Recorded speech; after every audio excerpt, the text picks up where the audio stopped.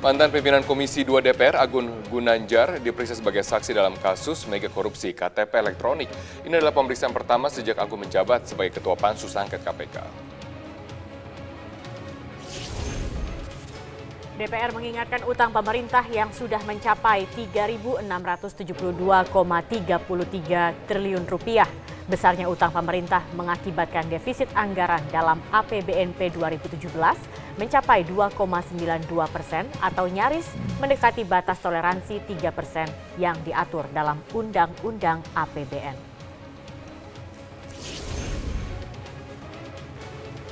Warga Suriah merayakan keberhasilan militer Irak dalam mengusir militan ISIS di Mosul. Keberhasilan diharapkan dapat dilakukan juga oleh pemerintah Suriah dalam menumpas ISIS di Suriah.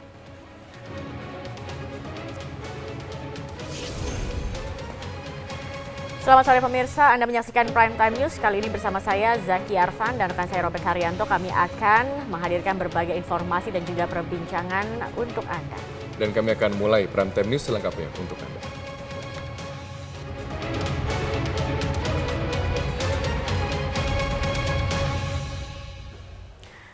Pemirsa, Ketua Komisi Pemberantasan Korupsi Agus Raharjo membenarkan akan ada tersangka baru dalam kasus dugaan suap proyek satelit monitoring di Badan Keamanan Laut atau Bakamla. Diduga ada anggota DPR yang turut serta dalam memuluskan anggaran dalam proyek Bakamla.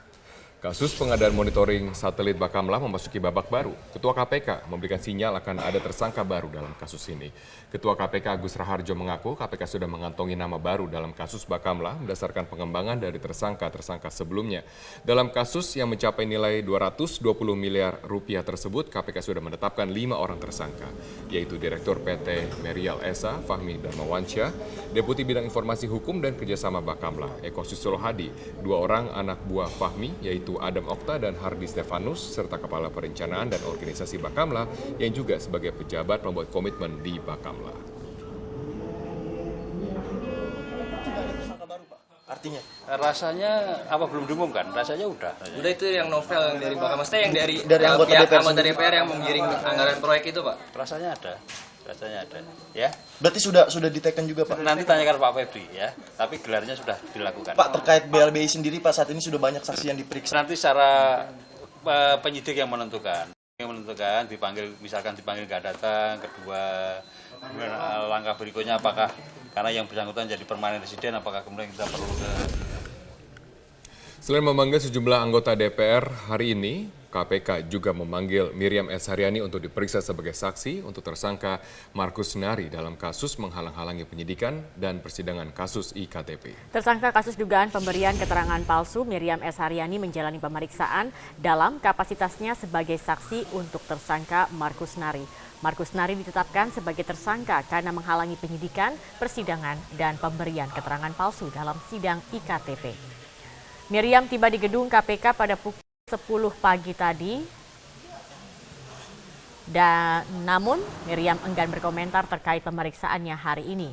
Nama Miriam dalam dakwaan Irman dan Sugiharto disebut sebagai orang yang membagi-bagikan uang ke para anggota Dewan dan diduga uang tersebut diperoleh dari Andi Narogong. Miriam S. Haryani saat ini tengah menunggu persidangan terkait dengan kasus dugaan pemberian keterangan palsu yang sebentar lagi akan bergulir di Pengadilan Tipikor. Bu Miriam, kapan sidang perdana di Tipikor, Bu? Tanya jaksa. Lu belum dapat jadwal kan? Tekanan yang diberikan oleh yang di Pak Markus itu bagaimana sih, Bu? Tekanannya berupa apa? Maksudnya? Tekanan yang terhadap Ibu. Pak Markus kan diduga menekan Ibu oleh KPK. Siapa bilang salah semua? Aduh, saya pusing. KPK, Bu. Siapa bilang? KPK akan menghadirkan alat bukti rekaman di persidangan Ibu Ya Miriam. silakan. KPK hari ini memanggil Ketua Pansus Hak Angket KPK Agun Gunanjar dan juga mantan Wakil Ketua Banggar DPR RI Tamsil Lindrung. Keduanya diperiksa sebagai saksi dalam kasus IKTP atas tersangka Andi Agustinus alias Andi Narogong.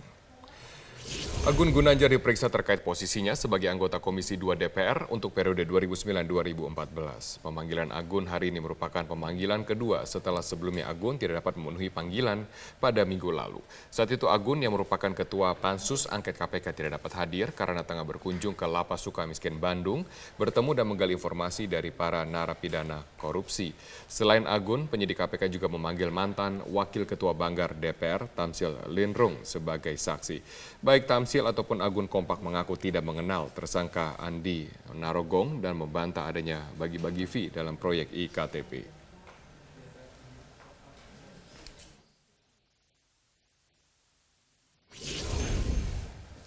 KPK bergerak dengan cepat untuk menuntaskan kasus korupsi proyek KTP elektronik dengan tersangka Andi Narogong. Dalam 2 pekan, lembaga antirasuah setidaknya telah memanggil belasan anggota DPR.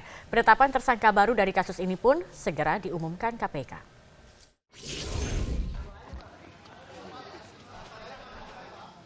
Sudah 2 pekan Komisi Pemberantasan Korupsi memeriksa mantan maupun anggota Komisi 2 DPR RI atas kasus dugaan korupsi proyek KTP elektronik untuk tersangka Andi Narogong.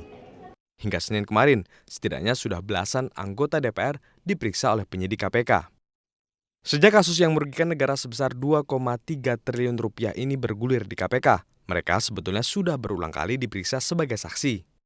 Namun KPK rupanya masih ingin mendalami aspek pembahasan anggaran dan aliran dana dalam proyek pengadaan KTP elektronik yang diduga mengalir ke sejumlah anggota dewan. Dari pemeriksaan maraton tersebut, KPK bahkan kembali melakukan gelar perkara. Artinya, tersangka baru dari kasus yang telah merugikan negara sebesar 2,3 triliun ini akan segera diumumkan.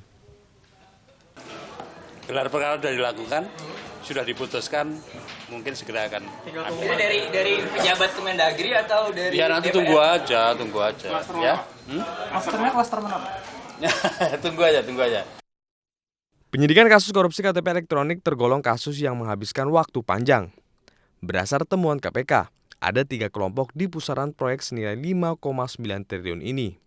3 sektor itu adalah politikus DPR, pemerintah, dan pihak swasta. Tim Liputan, Metro TV. Pengadilan Negeri Bandung menolak eksepsi Buniani terdakwa kasus pelanggaran Undang-Undang ITE. Majelis Hakim menilai eksepsi Buniyani tidak beralasan menurut hukum sehingga sidang berlanjut ke pokok perkara. 1. Menyatakan keberatan dari penasihat hukum terdakwa tersebut tidak dapat diterima. Terdakwa tetap terdakwa. Apakah saudara berkeberatan apabila dakwaan akan dapat menuntut umum? Kami bacakan pokoknya saja. Majelis Hakim Sidang Pelanggaran Undang-Undang ITE atas terdakwa Buniyani memutuskan melanjutkan sidang perkara. Dalam sidang putusan selah di Kota Bandung, Jawa Barat, Hakim telah menolak seluruh keberatan pihak Buniyani terhadap surat dakwaan jaksa penuntut umum. Majelis berpendapat keberatan terdakwa harus dibuktikan pada pemeriksaan pokok perkara, sehingga majelis hakim masing-masing menyiapkan saksi dan barang bukti. Pihak Buniyani kecewa tetapi siap membuktikannya dalam pemeriksaan perkara.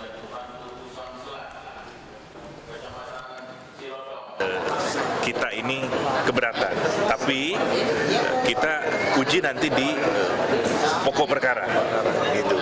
Nah, keberatan-keberatan itu akan kita akumulasikan, akan kita sampaikan melalui nota pembelaan di akhir.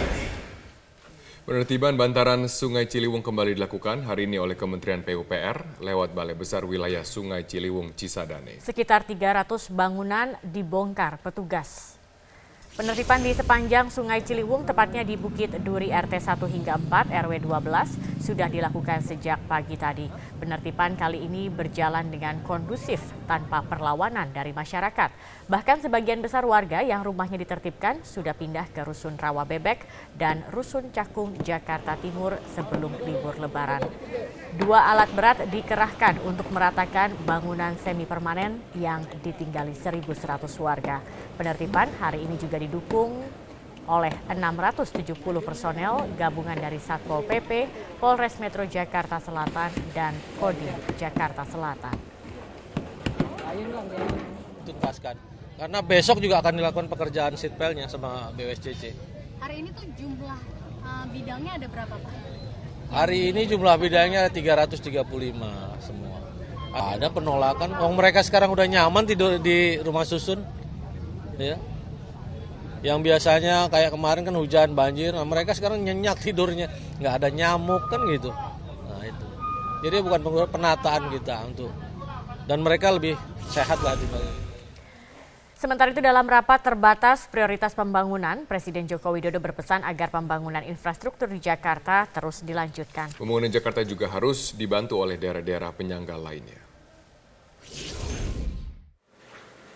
Saya ingin mengingatkan bahwa dalam menyelesaikan persoalan besar ini tidak bisa hanya dilakukan oleh pemerintah DKI Jakarta semata, tapi memerlukan bantuan dan keterlibatan pemerintah pusat, memerlukan kerjasama, kekompakan dengan daerah-daerah penyangga di ibu kota. Titip agar pemerintah Provinsi DKI Jakarta yang sekarang maupun yang akan datang dapat terus melanjutkan penyelesaian proyek-proyek infrastruktur transportasi massal, baik berupa LRT, MRT, kereta api, serta pembangunan jalan tol, termasuk memperlancar akses ke Pelabuhan Tanjung Priok. Setelah sekian lama molor, DPR dan pemerintah sepakat memutuskan revisi Undang-Undang Pemilu pada Kamis 13 Juli. Kami akan hadir dengan informasi selengkapnya sesaat lagi.